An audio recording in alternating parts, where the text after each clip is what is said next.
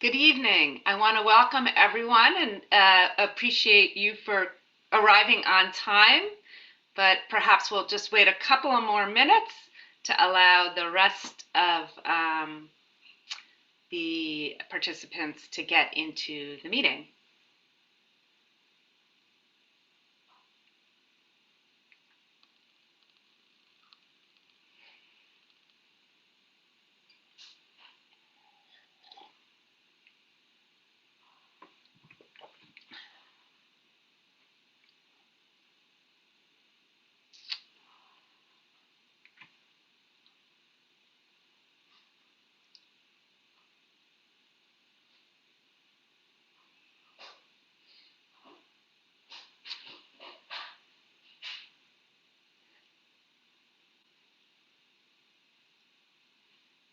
All right.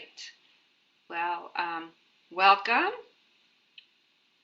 Good evening. It's morning here in Philadelphia, but I know it is evening for you in Thailand.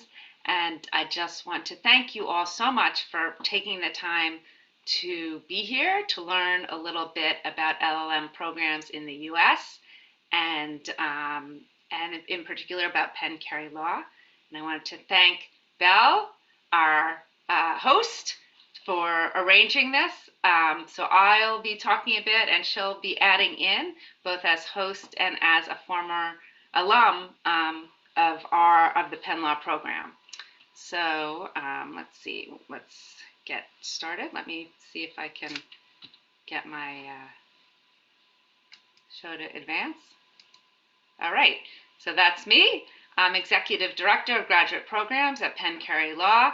I've had the pleasure of working with LLM students for over 16 years, and I'm also a JD alum of the law school. So what are we going to talk about this evening? Why leave Thailand, go halfway across the world to get an LLM? A little bit about how to think about the selection process for a program. I'll give you some tips and tricks about the application process. Belle will actually be talking a bit about financing your LLM, thinking about also the timing, and some words about career opportunities and strategies. And then we'll also talk a little bit about Penn specifically.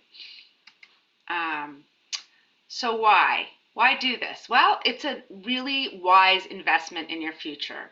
As I'm sure you're all aware, the world is becoming increasingly global, and to be effective as a lawyer anywhere in the world, you really need to have an international experience and international outlook.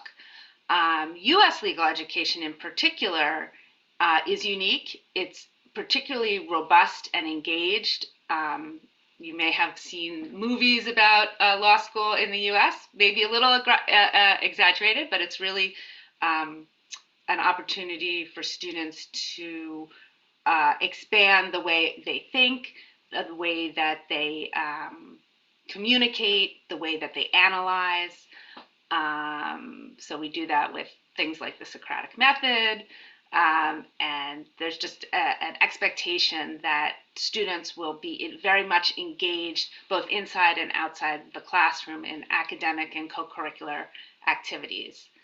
We are also have a lot of resources for students. We have, for LLM students at Penn and other elite schools, you're going to have really robust career support, support with your visa, academic support, lots of speakers coming in, lots of opportunities to interact with faculty.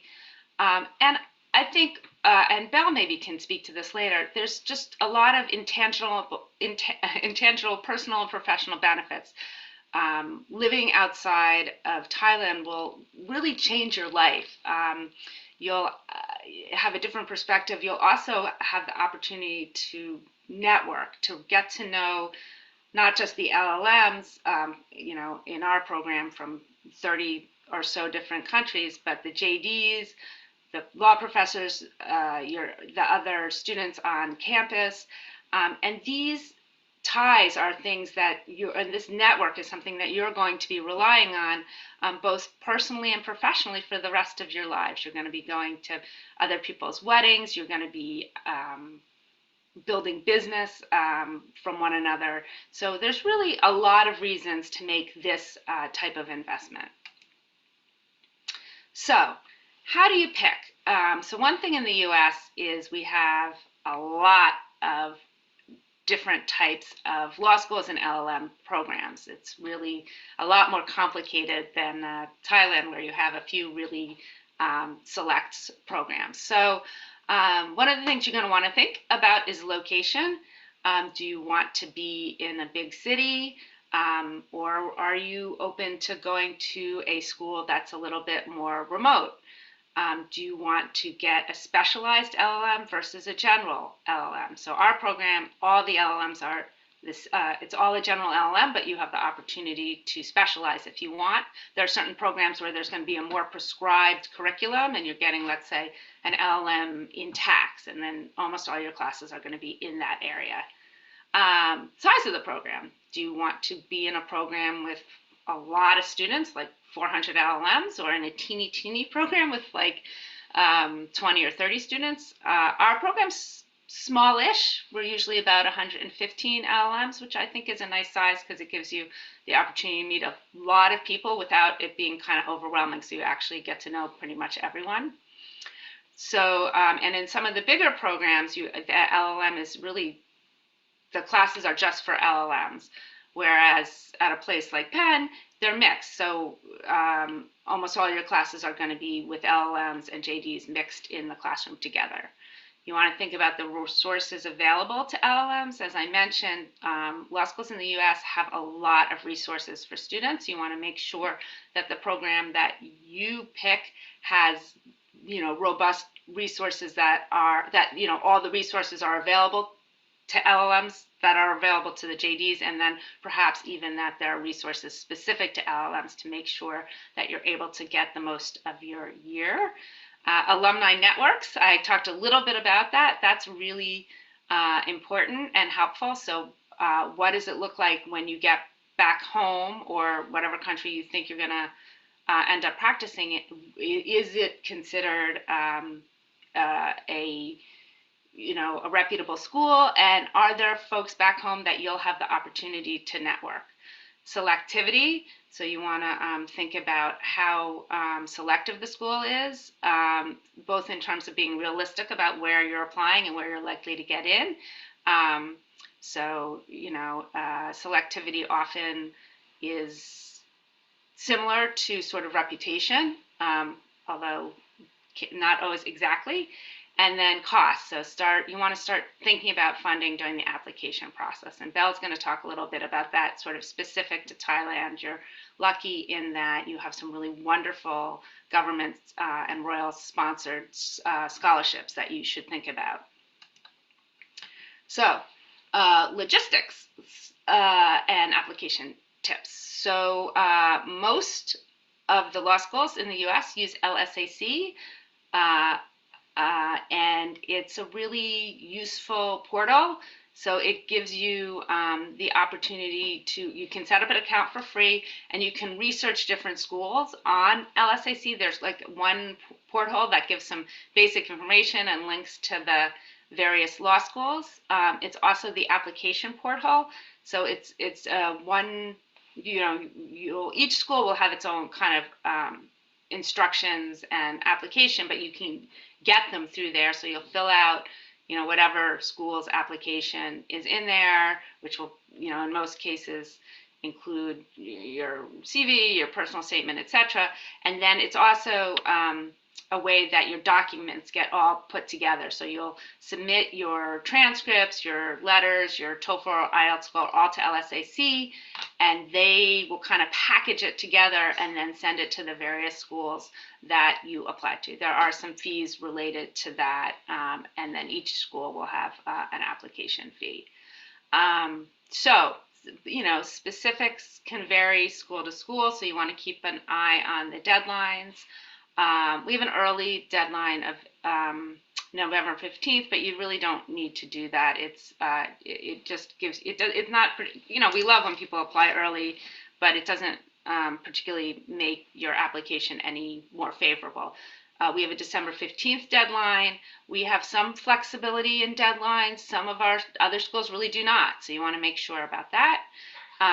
Thinking about personal statement, you want to see if there's a prompt or if it's just a general personal statement. Ours is just a personal statement, 2 pages. We don't have any particular font or spacing, just make it look reasonable. And it's really an opportunity for you to let the school know something about yourself. So it's not a great use of that 2 pages to just kind of do an extension of your CV or resume. Really tell us something we don't already know from your application. A whole variety of things can be appropriate. But if you're one very good choice would be to say why you want to get an LLM and why it makes sense, what you're interested in, and perhaps even personalize it to the schools, explaining why that particular school is the one that you're interested in. What is it about, let's say, Penn, that makes you want to go to that school? So just be careful, save your personal statements perhaps with the name of the school so that you don't send your Columbia personal statement to Penn. Similarly with letters of recommendation. Well, let me talk about that. So letters of recommendation, each school has a different requirements or information on that. So at Penn, we require 2 letters and we will take up to 4 letters. Generally, it's a good idea to have 1 letter from an academic recommender, a professor, and 1 from a work experience. And if you, let's say you haven't already had full-time employment, you could do it from an internship. A tip is, a really good tip is that you want to think about getting letters from people who know you well as well, instead of people who are well known. So let's say you worked very closely with a professor, you maybe were their writing assistant, their teaching assistant or research assistant. Get the letter from that professor as opposed to the dean of the law school who may not know you at all. Similarly, if you're in in a law firm and you work closely with an associate who can really speak to your work in a very specific way, that's going to be better than the managing partner who maybe you had coffee with once. So that's letters of recommendation, and then the scholarship application process. That's also going to vary a lot school to school. We make it very simple at Penn in terms of scholarships from us. We'll talk about that later, but it's really just checking a box on the application. You don't need to submit other documentation to us for our merit scholarships.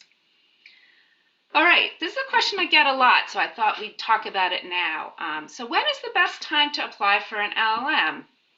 So I don't know of this group who is currently in school and who's currently out of school. So we often are asked, when's the right time to apply? Should I apply when I'm in my last year of law school or right after graduation, or should I wait a few years to get some experience? I'd say in our typical class, about 80% of the class has experience and about 20% comes directly from law school. So it is a mix. So I would say your profile is likely to improve with experience. So let's say your academic credentials are good, but they're not spectacular. Maybe a little bit of experience will balance that out. So another is targeted interest versus exploring different interests early on. So if you're already working, you may end up focusing on the area of law that you're practicing in. Sometimes people come to the LLM and they really want to shift practice, so they'll focus on the area they want to shift into. So that can be very helpful, very practical, but it can also be very useful early on to explore a whole variety of classes. We have a very, very flexible curriculum, so if you're coming right out of school, you can take classes in a variety of areas and sort of get a sense of what type of practice you're likely to want to practice, to go back to when you finish your LLM. Another thing to keep in mind is personal responsibilities can become more challenging over time. So if you're in school, maybe you are already married with kids, but oftentimes you're not. You don't have responsibilities outside of your own, personal taking care of yourself. And over time, it can get more complicated. That being said, we often have students who come with spouses and children, and that can be a very enriching experience for the partner or kids. Um, Sometimes financing options can improve over time. You may be eligible for scholarships or not eligible, depending on your age and experience. If you're working, you have more opportunity to save money. Some employers will want to sponsor you if you've worked for them over time or offer you a loan. So that's something to think about. So what about going back to school after being away for a while? So study skills could be rusty. It could be a little bit tough getting back to the classroom, although we do have a 5-week summer program that helps people transition. But often I'll hear from students who've worked for a while how much they appreciate being back in an academic setting after being away from it. So it's very, there isn't no one right time to apply. It really depends on your personal situation. So I'll talk for a moment about career opportunities and strategies. So one thing about getting an LLM in the US is your best opportunities are typically in your home country and regions. So most of our students from Thailand return to Thailand, although I know one right now who's in Belgium, I know one who is in the UK, but typically your best opportunities are going to be in your home country or region, and in fact, depending on what kind of scholarship or employment, you may be obligated to return to Thailand. So opportunities to practice in the US are very limited, even for graduates of top programs like ours. And if for some reason you know right now that you want to work in the US long term, then you really should think about applying to a JD program. I don't know if that applies to anyone here, but if you know, like, for whatever reason you want to permanently be in the US, then you should apply to a JD program.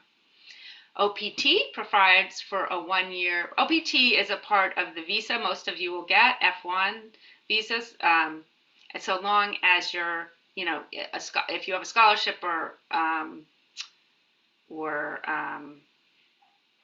employer situation that permits it, you can stay for a year on an F1 visa, which most folks get, and it allows you to do additional training without additional work authorization or visa.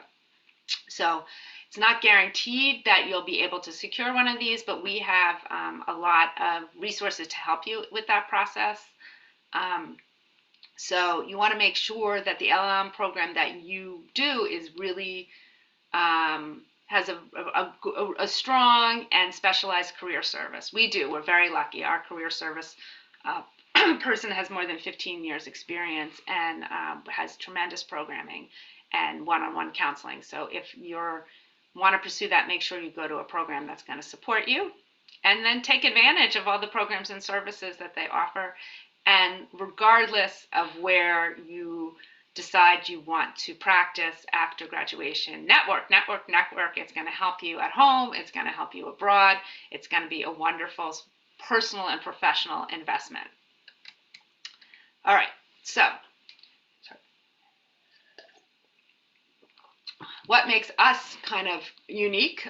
There are so many terrific programs that you can choose from in the US.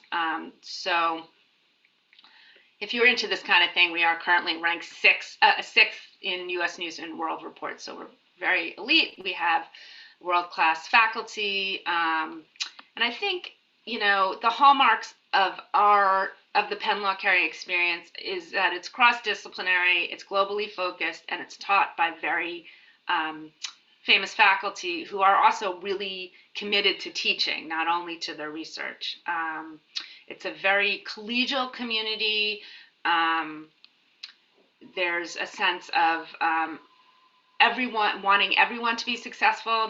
There's not a lot of sort of competition, which can kind of happen at other elite institutions. Another thing, we're very cross-disciplinary. So what does that mean? Law is seen not as a silo, but as something that has to do with a lot of other things, that there's overlap from medicine and engineering and history and philosophy and economics. So almost all of our faculty have degrees but outside of law. And we're the only Ivy League school to have all 11 parts of it on one campus. So that really facilitates this. So many of our faculty teach at other schools, such as Wharton or the history department or economics. And likewise, faculty from other schools teach at our school. And in addition, students. So you can take a class during your LLM at any of the other schools, for no additional charge, and it'll apply, within reason to your degree. And you will, whether you wanted to or not, you're going to have a cross-disciplinary experience, because you may be sitting in a class and someone from the business school or from another school is going to be sitting next to you. And one of the ways that our LLM students engage in this, about half the class actually does the Wharton Business and Law Certificate, which I think Belle will talk a little bit about. It's an opportunity to do this certificate at the same time as your LLM degree. There's no separate application process. There is a separate fee. It's taught by Wharton faculty at Wharton, designed specifically for LLMs to provide you the information and context for understanding business trends, business terms, so that you can best help your clients and communicate with them effectively. And also Philadelphia, which we'll talk about, which is a wonderful place to live. You can see this is a nice sunset picture. This is like a walkway. They built this really nice walkway along the river, and if you cross this is sort of Center City, and right across the picture is the university, so it's very close by from the downtown. All right, so a little bit about our curriculum. It's a one-year curriculum, which is very flexible. I'll talk about the summer program next, but the only required courses are taken during the summer program. So you really can pick whatever classes you want. There's usually about 90 classes to pick from each semester. So it's a little bit challenging because there's so many options. We now have a couple of concentrations, as you can see, the intellectual property, and our global security, sustainability, and human rights. So you don't have to apply separately for those. You just take courses, a certain number of courses in those areas, and then you will receive on your transcript that you completed that program. And as I mentioned, there are a lot of interdisciplinary opportunities. So let's see. So our academic program is actually 10 months. Most schools are only 9 months, but ours are 10. You get a bonus summer preterm program, and so our program starts at the very end of July or the very beginning of August, depending on how the dates fall. And you're going to take 5 credits, Foundations in U.S. Law and U.S. Legal Research and Writing, which is 5 credits of the 24 credits that you need to graduate. And also 4 of those credits apply specifically to the New York Bar. So if you're interested in taking the New York Bar, this is a particularly beneficial program. But it also is really beneficial because it gets you up to speed with the U.S. legal education system. You're going to be in classes in the fall and the spring with JDs who have completed a year of law school. You're all law school graduates, or soon to be. But U.S. legal education, as I mentioned earlier, is a little different, and this is a way to make sure that you're ready and are going to be able to succeed in these classes. And so there's a great sort of class, Belle and I were just talking before, the same faculty teaches the summer program, which is a sort of a more traditional large class.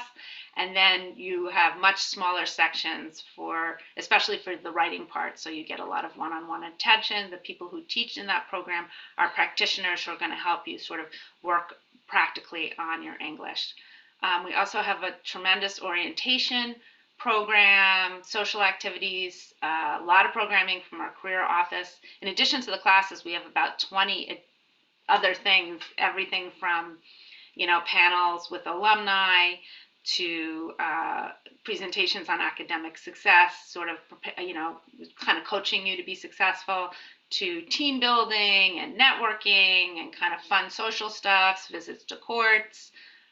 We do a lot. So it really gives you an opportunity to get to know each other. I think this is one of the reasons our LLMs are so tightly knit, is because they've had 5 weeks to really get to know each other before they start mixing it up with the JDs.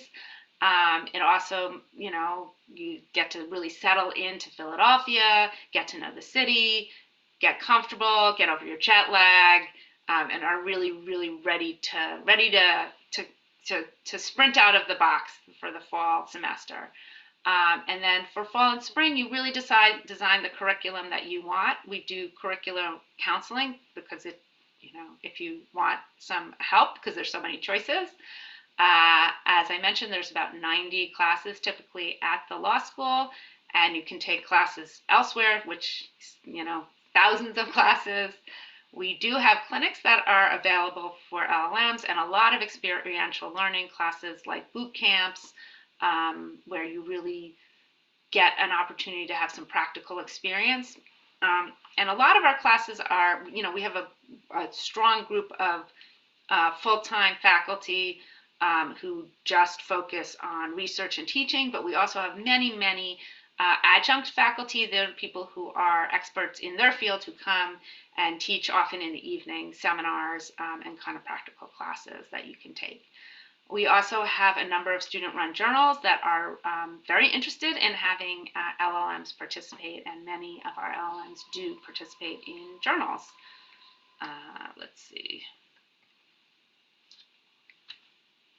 All right. I think I'm going to turn it over to Belle here to talk a little bit about the Wharton certificate. I think I already mentioned a few things, but Belle, why don't you tell us what your experience was like with the Wharton certificate? Yeah, I think I really like the Wharton program. I remember that I took corporate finance, global strategic management, and M&A. To give you guys a big picture, I love how, corporate finance really introduced me to the finance world. All the basic concepts, I learned how the companies, are valued. And also right now running my own business, those knowledge are really, really valuable to me. I also learned how, as a manager, what can I do to increase the value of the company? I believe that these concepts are not taught in law school, right? And learning these concepts can be really valuable in your real life, after graduation as well. And I would really like to mention M&A because I took this class in law school as well, and learning both the legal concepts and then learning the financial concepts of it really allow me to see the big picture, and also, the plus is that I became really close to a lot of people in the program as well. We hang out, we got to network, and the best part of it is that, we got to learn in Wharton. So which is a new experience, which the rest of the law school couldn't do. Yeah. All right. Thank you. Let's see. Did you want to talk a little? I'll say a few things, and then maybe you can also add in, Belle. So we have a very robust pro bono office. Almost all of our LLMs do some sort of pro bono and public service, which is a great opportunity to get some practical experience and also, to give back to the community. For those of you interested in the New York Bar, there is a 50-hour pro bono requirement, which we support our students in fulfilling. As I mentioned, we have a dedicated LM career counselor and a lot of professionalism programming. Just the other week, we had a full day program that a bunch of LLMs took advantage of that did like business scenarios, a little different than Wharton, but kind of similar things. Lots of activities, clubs, networking. There's some LLMs after a soccer game. So everything from sports to affinity groups to, sort of substantive. There's been a lot of interest in both antitrust and in arbitration. And both of those now have clubs that are have a lot of LLM participation and leadership, and the arbitration group has now does a pretty well-known symposium each year with top practitioners and teachers in the area, and so it's a wonderful opportunity for the people in that club to network and to put together a really important program. So was there anything, Belle, that you wanted to add? Anything that you did that you outside the classroom that you want to say something about? Yeah, maybe I just want to say that I kind of regret that I didn't actually do pro bono, because I didn't plan on taking the New York bar. But then, from what I know is that Penn Law is very supportive, I think, in terms of pro bono. I know from my friends and also like other students, they, that other schools, they are maybe not as supportive because at Penn Law, they do provide you with a lot of opportunities and you didn't actually have to go out there and then find it yourself. They kind of hand it to you. So I think this is a major plus if you want to take, the NY bar. And in terms of, activities, I was part of the Asian Law Review back then. I was an editor. I think it was fun. And then I think it was an entirely new experience for me. We got to inform others about recent developments in Asian law. I also learned something new along the way as well. So I think it was a great experience. And of course, there are a lot of networking opportunities as well. As I said before in the earlier slide, I got really close with a lot of people in the program, and there were a lot of events, organized by Penn Law, and other departments that you could join as well.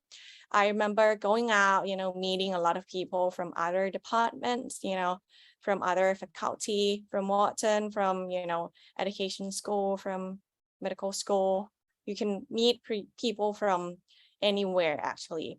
And I remember one thing. I took contract drafting class, and it was taught by a real lawyer back then.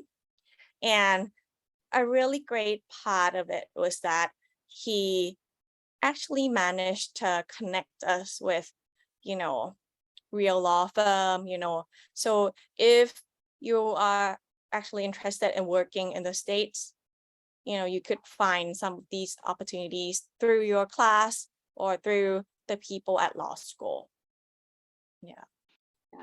Yeah, I've heard a lot that people have had a lot of success networking with adjunct faculty, because if you're taking a class with practitioners and those classes tend to be kind of small and you get to know them and they can be very helpful. Yeah, I think he is definitely very helpful. All right, well, let's continue on. Philadelphia, we're in this beautiful city here. It's really booming these days. There's a lot of construction. I was telling Val that she might not even recognize certain areas. There's been a lot of growth both in Center City, which is here. It used to be this you see this is a statue of William Penn, and it used to be that no buildings were higher than his hat. That has changed dramatically, and there's also a lot of in University City, which is right across the river. So, like for example, I live in Center City, and I walk to school. It's about 20 minutes for me to get from my house to the law school. There's there's a booming restaurant scene, nice shops, lots of concerts. We're really into our sports here, and we're like we are I guess 6-0. We are the best team right now, the Eagles, in the National Football League. That's not soccer, that's the football with the weird shaped ball. So we're really, the city is just electrified, and actually our baseball team, the Phillies, are also doing great. So we love our sports. I know the LLMs just organized. We already went to a baseball game over the summer, and they've organized a group to go see the 76ers, our basketball team. So in addition to sort of the law school oriented groups, we have class officers and a budget for them, and they also organize parties and events. They're doing a party for Diwali, I think next week, which is an Indian holiday. They often, will organize a Thanksgiving dinner, which is a U.S. holiday in November. So it's a great place to live. You can live on campus. I think Bell did that. Their dorms very close to law school. They're fine, their dorms. But a lot of students will live off campus. There's a lot of places to live right near the university or in Center City. Compared to other U.S. cities, the cost of housing is really a lot less expensive. So students can often afford to live someplace pretty nice. And Philadelphia is located between New York and Philadelphia and DC, a little closer to New York. If you take the expensive train, it's about an hour. If you take the cheap bus, it's a little longer. So that provides us with a lot of opportunities, kind of both ways. A lot of our adjunct faculty that I was talking about come from New York, from top law firms and sort of finance related stuff in New York. We'll come down and teach one night a week. And similarly from DC, we get a lot of government and sort of internationally focused people coming up. And of course, we also have a large scene of lawyers in Philadelphia. The LLMs were just invited to an event at a law firm in November with some of the other LLM programs in the area. And we're close to beaches, lakes, skiing, etc. So, Belle, why don't you tell us a little bit about your experience of living in Philadelphia? I think Philly is really easy to travel around. For those of you who love party, you don't need to worry. There's a lot of places that you could go to, and there's a lot of concerts as well. When I was there was like Beyonce and then Ed Sheeran. There's a lot of people who came to the city. And I also went to New York every week. As I was telling Elise that it was really easy to travel to New York. I took the bus, which actually lasts like less than 2 hours, which is fine, I think. Yeah, and then the bus was really cheap as well. So it was really easy to travel around. And also in terms of eating, there's Chinatown, a lot of Chinese restaurants, shabu, like traditional Chinese, and the Japanese, and also Thai restaurants. And then also like there's Asian Mart as well. So for those of you who are like worried that, you might not find anything to eat, you don't need to worry about it here, because it's really easy to find something to eat. Even next to the law school, there are like a lot of restaurants as well. Yeah. So actually, since you graduated, there's been a lot of Korean restaurants. That's been like the newest trend. And we have tons and tons of Thai restaurants. They're not quite as good as the food in Thailand, but a couple of them are not too bad. Yeah, it's not too bad. It would do.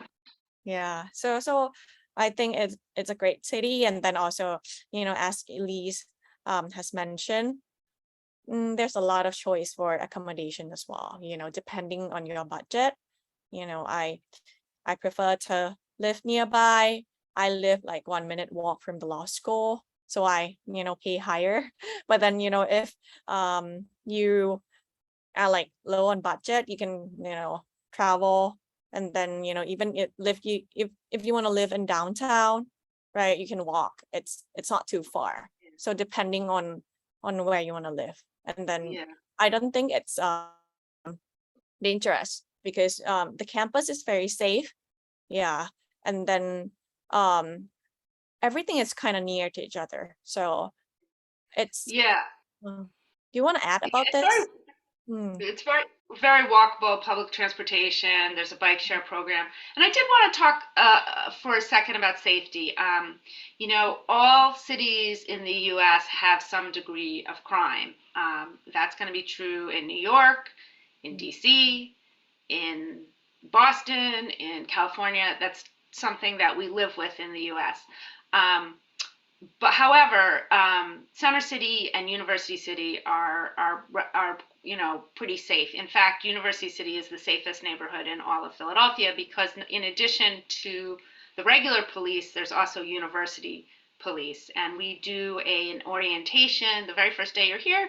We have someone from public safety that'll give you tips on how to maximize your safety. So depending on your comfort level, you know, you know you can have a lot of support with safety if you know depending on your you know where you live and what you want to do. So Yeah. you know I think it's important to acknowledge that the U.S. major cities in the U.S. do have crime, and there are neighborhoods in Philadelphia that have you know fairly high crime, but they're not necessarily places that you would have any reason to go to. So just to be perfectly frank about it. Um, Anything else on this? No, yeah. Also, for those of you who love skiing and snowboarding, you can travel like maybe up. Like we also have a trip as well, right? To Vermont or something, right? I'm not sure, like organized by the law school back then. Yeah, I went on that as well. It was great. For those of you who want to explore the new sports, you can either go up or go down. There's a lot of, destinations around Philly that you could do. Yeah. Yeah. And Philadelphia has a good airport that you can actually take a train to from campus, or it's really close. And you know, if you want to travel within the U.S. further, you know, like to California or Chicago, it's a very easy to get a flight and to get to the airport. So, Yeah. application information. So this is just sort of a general, you know, about our application process. It's going to be similar to a lot of other schools, but here's our. It's pretty competitive. Last year we got over 1,500 applications, and our class size is usually about 115 to 120. Um, but I encourage everyone to consider applying. We always have a number of Thai students in our class, and we do receive some really great applications from Thai applicants. Um, the class size was a little off during COVID. We had a very small class, and then we had a very large class, and so we're sort of back to normal again. Um, so our application, you're going to have the application form that you fill out electronically through LSAC. You'll have the personal statement that we talked about, a resume or CV, which it's fine to use, whatever one you have. 2 to 4 letters of recommendation, your transcripts, all your transcripts from everything after high school. So if you studied abroad or anything like that, you want to make sure you have all those transcripts together, submit them to LSAC, and then we'll get them. And then a TOEFL or IELTS test or score or waiver. You can apply for a waiver, but it's not that typical for Thai students because it requires that you've had at least 3 years fully in English. It's sort of in an English place. So I know some students in Thailand if they do an international program in English, that may not be enough, but you're welcome to do that. And we are looking for on the IELTS a 7 and on the TOEFL 100. And you also want to look at the breakdown. So let's say you have a 7 on your IELTS, but one of your scores is like a 6. That might, be problematic. We're looking for it across the board. That being said, we do sometimes accept people whose TOEFL score is not perfect. and they've done something to demonstrate in their application that their TOEFL isn't representative of their English ability. For example, they maybe their spoken English is not as good as it maybe could be, and they can do something called initial view, which we have on our website, which allows you to do a recorded video that we can view and see what your spoken English is like. Or you can also have one of your letters of recommendation be from someone where who you work with totally in English, who can speak to your language skills. As I mentioned, everything needs to be submitted via LSAC, and we do look, multiple readers look at each application, and we discuss them in committee, and we look at everything holistically, individually. There's no sort of secret button. I would say that if your English skills are not sufficient, that's going to be a problem. We want you to be successful, and if your English isn't really up to par, then you're just not going to be successful in the program. But beyond that, we look at all sorts of different things. There's no particular cutoff in terms of grades or experience. We're looking for interesting people. All right, so Belle, would you like to talk about scholarships? Yes. I would like to begin by, if you're looking for a scholarship, really look at the condition of it as well. Some scholarship are like full, and then some scholarship are like partial, right? Some are like free ride, some has condition attached to it. So, depending on what you're looking for, I think you could find something, right? But then in Thailand, to my knowledge, there are several scholarships available for Thai students. The free ride one would be Fulbright, right? I'm sure like all of you've heard of it, right? And another, the one that comes with the conditions would be Thai government scholarship. There are so many government agencies that are giving out scholarship right now, and I think they're accepting applications now. So if you want to apply for it, you can go to the government website. And also there are several companies too that are offering scholarship, like the banks and also like other real estate company. I know they do that. So depending on what you're looking for, and normally at law firm, they also give out scholarship to their employees every year, so yeah, so I think you could look for that as well. Thanks, Belle. So I think that's good advice, and I think definitely something to be thinking about early in the process. Don't wait until you are admitted to a program to start thinking about that. We also have merit-based scholarships. You can just check a box on our application. There's nothing else you need to do.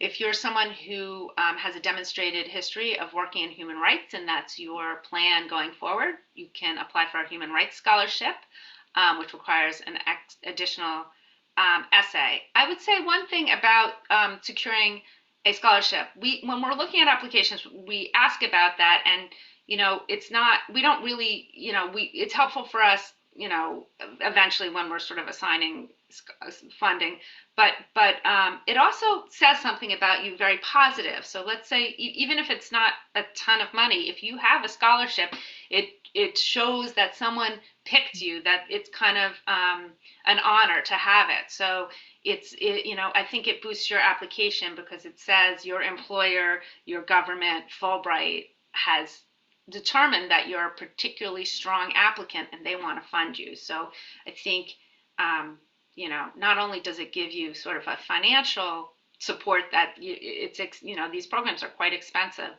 but it also, securing that kind of scholarship says something about you as an applicant that's very positive. So I think that we've talked for a long time. So I'm going to stop sharing, and I'd love for us to be able to answer questions. So feel free to unmute, or if you feel shy, you could put it in the chat, whatever you'd like. Thank you so much for listening to us kind of. I didn't realize how long we talked. Any questions? Any questions? Maybe everyone's asleep by now because we talked so much. But yeah. so anything, chat or raise your hand or just unmute yourself. If you have a question, someone else is probably thinking the same thing. So you're doing us all a favor by asking. Yeah. Maybe I can start. I receive a lot of questions asking, if the endorsement letter, would it help? Endorsement letter, I mean, a letter from someone famous or like an alumni or, Yeah. That's a great question, Belle. So I'd say first I'd go back to the someone who knows you versus someone who's well known. So we're not particularly impressed by someone who's famous who doesn't know you. That's not really helpful. That you know, maybe it's mildly interesting, but not helpful to your application. It's best to get it from someone who knows you well. That being said, we do really value the opinions of our alumni. So if at your law school or your law firm or your government agency, there's someone from who has a degree from Penn Carey Law, get to know them, talk to them. Their recommendation we value because we stay in touch with our alumni. We value their opinions. So an alumni letter. That being said, if the alumni really doesn't know you, it'll be obvious in the letter. But it's helpful. That I would say that it certainly doesn't hurt to get a recommendation from an alum. Other questions or Bell, questions that you get a lot? Ooh, Hong, yay! I wish Hi. we were in person so I could give you a prize for raising your hand. When we do this in person, I'll have pens or mugs or something. So you're It's getting like a virtual pen. Hi, I have questions on during the LM period. Is there any the part-time job opportunity? Yeah. Maybe it could be within the university or outside university. Yeah, that's a great question. Thank you for asking that. So, for most people with their visa, you can only work at the university. You cannot secure paid work outside of that. That being said, you could do, pro bono work outside to kind of get that experience, but you can only work in the university. And those jobs, generally don't pay a lot of money. So we don't, recommend just trying to get a job. That being said, some LLMs will get positions either with law faculty or other faculty across the university as a research assistant, as a teaching assistant. Those kind of positions we do encourage because they can really be beneficial to your academic experience and can be a wonderful networking opportunity with that faculty and the faculty that person works with. There's no sort of guarantee that that'll happen. It's a little bit ad hoc, so it depends on the need that faculty have and the relationships that you'll build. So what we often see with LLMs with getting those is either they have a specialized knowledge, either based on their country or their experience that a faculty member really would like to take advantage of and seeks out, or you'll work with you'll have a faculty member as a teacher and you develop a relationship and they then will ask you to be to work with them. So that's something we encourage, but sort of just a general job on campus, not necessarily that advantageous. So I hope, does that answer your question? I hope so. Yes. By the way, I have another questions before we Sure. Yeah, since now I am in a 4th year law students, right? And I'm planning to work before applying for LLM. Mhm. Would this is would it be the factors of like that my application is more favorable to other competitors? Like if we have the working experience in Thailand first, like we work in law firms or any organizations, would it be the main factors affecting the consideration as the applicant to UPenn? Yeah, Frank, that's also a really good question. So, in general, getting experience is helpful. It does, make your application stronger. You'll probably then have a recommendation from someone you've done work for, and you will have matured, and there are a lot of ways in which it makes your application stronger. But it's not a requirement. So we do have students who come directly from law school, but I think it makes a lot of sense. If it makes sense for you personally, getting a year or two of experience or more is probably going to make your application stronger. And it also may make you get more out of the program, because by the time you go, you'll have a really good sense of what it is you want to get out of the program. So if you're thinking about getting experience, I certainly encourage you to do that. Okay, thank you. That answers my questions very in detail. Thanks. Great. Thanks for being brave and starting us off. Waris, I'm not sure if I'm saying that name right. Yeah, Val, yes, do you think that's right? you said the name correctly. Okay. I want to ask, the job opportunity you said about like the part-time job opportunity in campus, like are those highly competitive among a foreign student in LLM, or it's just like apply and check your opportunity if you have? Yeah, so I'd say it's not so much competitive as it is targeted.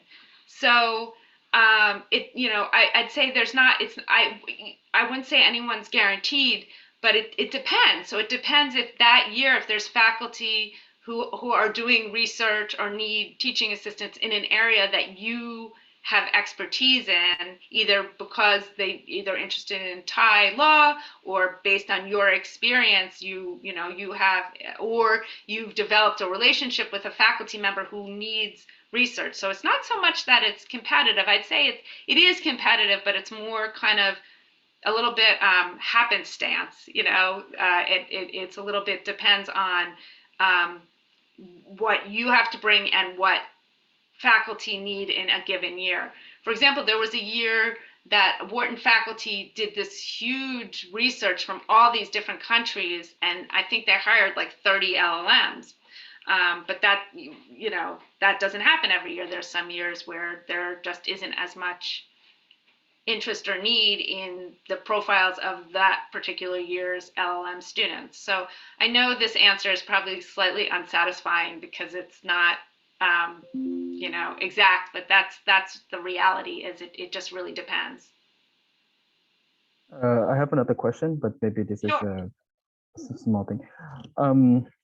How many percentage of native student comparing to like foreign student? I just want to know.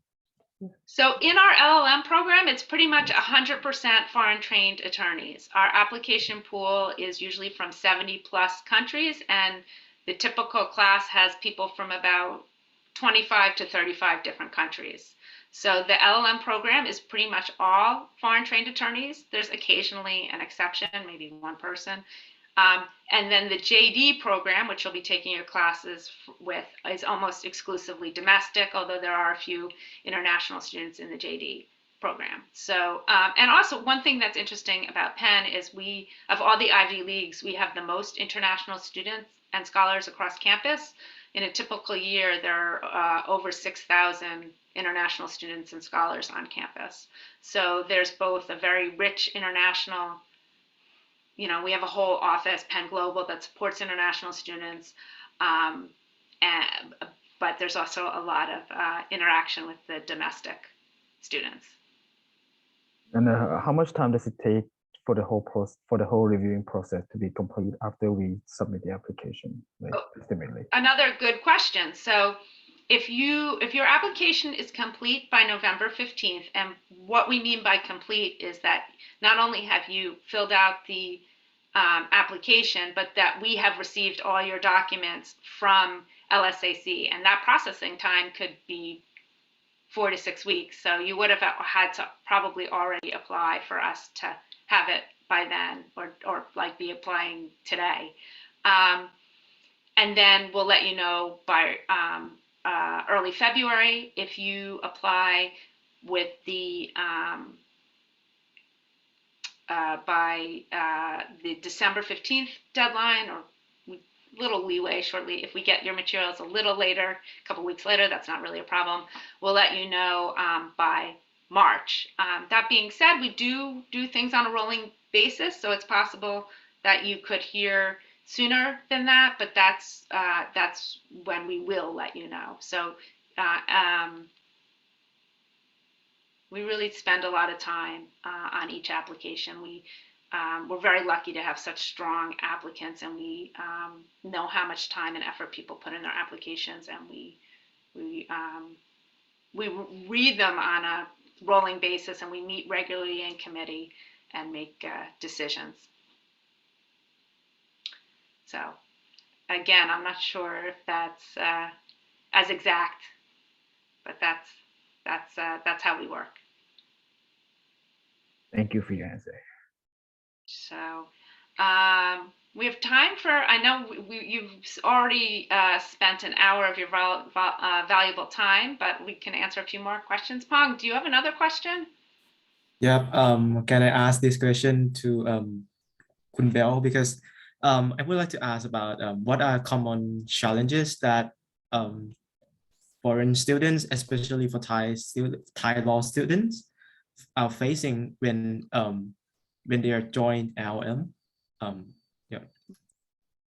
I might not be in the best position to answer this because, I actually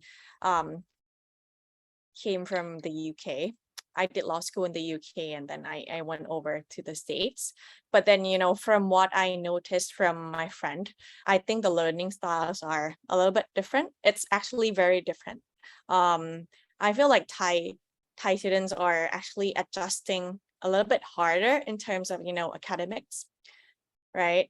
Both the language and then the amount of work that they face during the LM program. Because, I think people have this mentality that if they come to the States, they will have some time to chill off and then maybe explore and party, which you can do still. But then, you have to devote most of your time studying, which could be challenging, with people, for people who have that mindset. And also and also another thing that I noticed is that the legal mindset is a little bit different.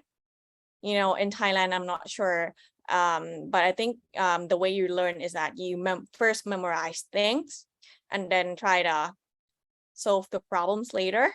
But then the way we learn at Penn Law is that we first try to understand things and then, solve the problems. So I think the approach is a little bit different. Yeah. Does that make sense? Yes, understand that, because in Thai, be focusing on memorizing provisions first. Yeah. So yeah, I actually find people who come from Thailand actually have to study much more than I did back then, because because the way I was taught law was different from Thai people. Yeah. And if I could add to that, I think that's a great explanation. Belle came from the UK, so the students from UK had the easiest time of all the LLM students because their legal education system is the most similar. So I think Thai students, as well as other students from code countries, have similar challenges. I think it's a very different type of legal education. Language can be an issue even for students who have did pretty well on IELTS and TOEFL. It's, getting used to being in an English speaking environment can be challenging. And I think that's one of the reasons that our program is particularly well suited for Thai students, because you have those 5 weeks to kind of transition a bit. You know, the summer program isn't as challenging, as intense as the fall and the spring. So you've had a little chance to, you know, be using English all the time, to be in a US style law school, to be working on your written English. So it does help, but it you know, it's a challenge. It's really a challenge for almost all of the LLM students who are here, because it is really different. And that's kind of, in some ways, that's the value of it, is you, you know, when you return home, you've had this completely different type of education that you now have, and you have these skills and analytical abilities that people who don't go through a program like this, that they don't have, and that makes you very valuable. All right, any other questions for me or for Belle? Hopefully I didn't. Actually, I would like to add one thing, you know, from my own experience, I feel like people who came from Thailand, they actually came out of this program like stronger, you know, and actually, you know, with better English as well. So yeah, that's the thing that you might want to take note. Yeah. So you learn something, you definitely learn something. Yeah. Sorry, I was interrupting you. Back to application period. Would you think that preparing the applications requirement in advance, like 1 to 2 years before applying for LM, is the best choice, or like, is there any options you would advise on the applications? I don't know if Belle has any thought on this. My thought is it really depends on you and your timeline, and that, you know, I tried to address that a little bit in that kind of pros and cons slide, which we can share later if it would be helpful. You know, it depends on your personal situation. More experience is likely to improve your application, your strength as an applicant, and may make the experience more rewarding for you, but there are other factors to consider. So it depends on you. What do you think, Belle? You've worked with students who are applying. Yeah, I'm not sure if you mean that you start like doing the application now, or what's the question? Like assuming like when I work, assuming I start working in law firms next year, right, after graduation, and then I start preparing for TOEFL and other required documents, and then 2 years working. So I afterwards, yeah. I think there's some part that you can prepare for, but then some you can't really, right? You know, for IELTS, for TOEFL, you can, you know, start learning English, right? And then the score can be kept for 2 years, if I'm not wrong, at least, right? Yeah. Yeah. So you can do that. Yeah, I actually think that's a really great plan to sort of start working, but think about applying a year from when you start working, because that'll give you time to work on your TOEFL and IELTS. And I'd say that's what in Thailand, that's what holds people back. A lot of times we get really strong applicants, but their English is just not quite there. So giving yourself some time to do that. And you're also likely to be able to have a much better letter of recommendation after a year. You know, if you just show up and you're like, I'm applying to the program, can you write me a letter? You know, and it also helps you develop a bond with that employer that you may want to go back to. You know, if you've worked there a couple of years, they may be more interested in holding your spot or giving you a loan or something like that, as opposed to, you know, just being there a year. They might not feel the relationship's strong enough that they want to hold on to you. Yeah, but I feel like the thing that you cannot prepare for is the SOP, the statement of purpose. You know, it's better be recent it better includes, all the experience that you have recently, what shaped you, what makes you apply to the law school, which I feel like, you would be in a better position to write it maybe 4 months or 3 months before applying, right? Yeah. Yeah, and it may be that something that happens during that year of practice is going to really shape your personal statement. We see that a lot. Like people will have an experience practicing and they're like, wow, this experience really makes me want to get an LLM. This happened and made me realize that it would be beneficial, or it made me realize I want to do this or that. So it may be, that you're gathering good material for your personal statement. As you're practicing. Yeah, I agree. I actually, met a student before who has prepared everything in advance, and then we have to kind of redid everything because it was not up to date. Yeah. But I think it's really smart to kind of start thinking like, in advance, like a couple of years in advance, like what am I gonna, what do I need, what do I need to work on, what do I need to start thinking about? Yeah. So it looks like we have another question from Juarez, and then I think this was going to have to be the last question because I actually have to I'm at home, I need to get into my office for a meeting. All right, so once you get to the Parallel LLM, is there any graduation requirements that you have to fulfill, like how many credits you have to enroll, or do you have to like submit a paper or research or doing something in order to graduate? Yeah, it's really basic. You just have to finish 24 credits, and 5 of those you'll get in the summer program. So you have to do at least 9 credits a semester to be considered a full-time student for purposes of your visa. And students take anywhere from 9 to I think 16 credits a semester. So it really depends what you want to do. The curriculum is very flexible. If you want to take the New York bar, you're going to have to, there's a few classes you're going to have to take. And we can help you. We have those. So that shapes it a little bit, but because of the summer program, that's pretty minimal because we cover so much of that in the summer. Yeah. All right. Well, thank you all so much for spending so much time with us today. I hope this is helpful as you think about applying to an LLM program in the U.S. As I mentioned, it's a big investment, even applying with your time and with money. But I really think it's worthwhile, and it's something that you have to, it's going to pay off down the line for many throughout your entire professional life and personal life. And I hope you consider Penn Carey Law as you are doing this. Feel free to get in touch with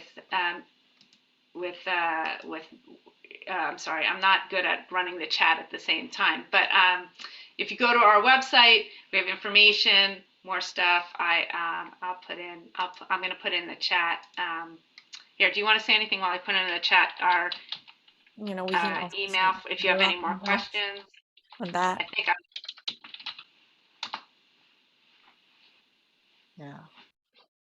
I really hope you guys consider Penn Law as one of the choices. Actually, it was my top choice back then. So, yeah. If you want, we can do the slide. You can email that address and I can send it to you. Just say that you attended it, and I said I would send it to you, because that's going to go to someone in my office, and then we'll make sure you get it if it's going to be helpful. I need to clean it up a little. All right. I think that's it. Thanks so much, Belle. I really appreciate spending time with you, and thanks again for everyone here. Yeah. Good luck. Thank you for giving us all the information. It was really helpful. All right. Thank you. Take Bye. care. Good night, everyone.